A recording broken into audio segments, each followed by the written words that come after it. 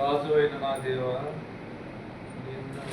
నిన్ను గణపరిచేదను, నీ నామమును నిత్యము సన్నుతించెదను. అనుదినము నేను నిన్ను స్తుతించెదను, నిత్యము నీ నామమును స్తుతించెదను. యెహోవా మహాత్మ్యము గలవాడు, ఆయన అధిక స్తోత్రము నొందదగినవాడు, ఆయన మహాత్మము గ్రహింప శక్యము కాదు. రాజైన దావీదు తన జీవితంలో చేసిన మేలులను బట్టి రాజుగారికి మరి ఆయన ఒక రాజు, ఇంకొక రాజు ఉన్నాడని గ్రహించారు. ఆయన రాజులకు రాజు, ప్రభువులకు ప్రభు అని గ్రహించాడు. కాబట్టి తిమోతికి రాసిన మొదటి పత్రికలో ఆయన ఇలాగ చెబుతూ వస్తున్నాడు. తిమోతికి 15వ వచనం, తిమోతి మొదటి పుస్తకం 6వ అధ్యాయం 15వ వచనం. శ్రీమంతుడును అద్వితీయుడునగు సర్వాధిపతి యుక్తకాలమందు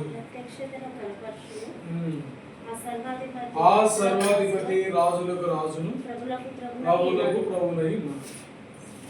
కాబట్టి 1 తిమోతి 6వ అధ్యాయం 15వ వచనంలో తిమోతికి పౌలు చెప్తూ వచ్చినాడు, యేసు ప్రభు ఎలాంటి వాడంటే సర్వాధిపతి, రాజులకు రాజు, ప్రభువులకు ప్రభు అయిన.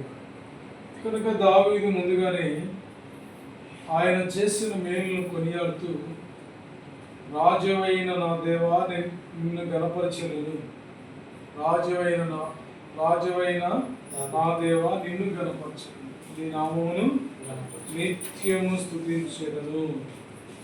అనుదినము నేను నిన్ను స్తుతించెదను, నిత్యము నీ నామమును స్తుతించెదను.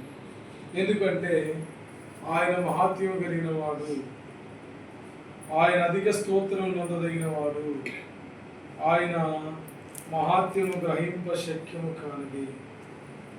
ఒక తరం వారు మరొక తరం ఎదుట నీ క్రియలను కొనియాడుదురు, నీ పరాక్రమ క్రియలు తెలియచేది.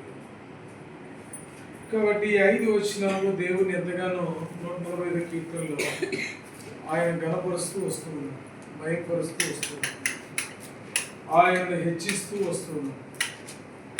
ఎందుకు దావీదు దేవుణ్ణి అంతగా గణపరుస్తూ వచ్చినాడు, హెచ్చిస్తూ వచ్చినాడు అంటే 9వ వచనం, 8వ వచనం, 9వ వచనం, 145వ కీర్తన 8వ వచనం, 9వ వచనం.